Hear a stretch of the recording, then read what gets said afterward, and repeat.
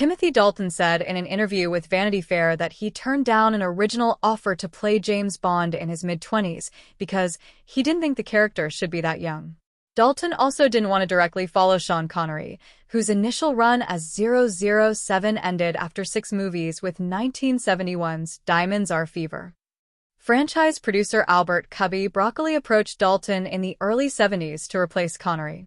There was a time when Sean Connery was leaving. I can't say I was offered it, but I was asked if I'd like to do it or not, Dalton said. And I said no, because it seemed to me that the age of 24 or 25 doesn't seem quite right for this character. He needs to be older.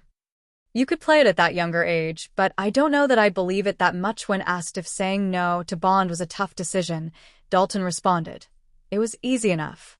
You don't want to follow Sean Connery, who is truly, truly magnificent, and who I had been watching in the role since I was 13 or 14.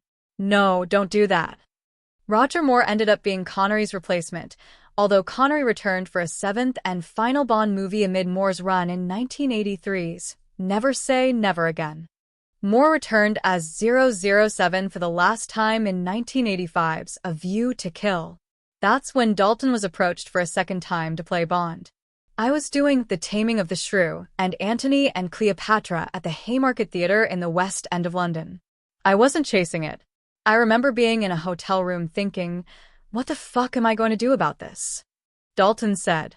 "And then I thought, well, it's a once-in-a-lifetime, isn't it? Does good sense say, go and do something else?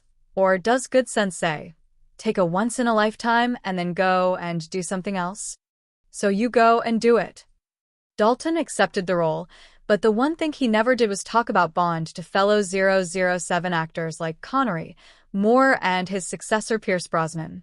"Well, I've spoken to other Bond actors, yes, but not about Bond," Dalton said.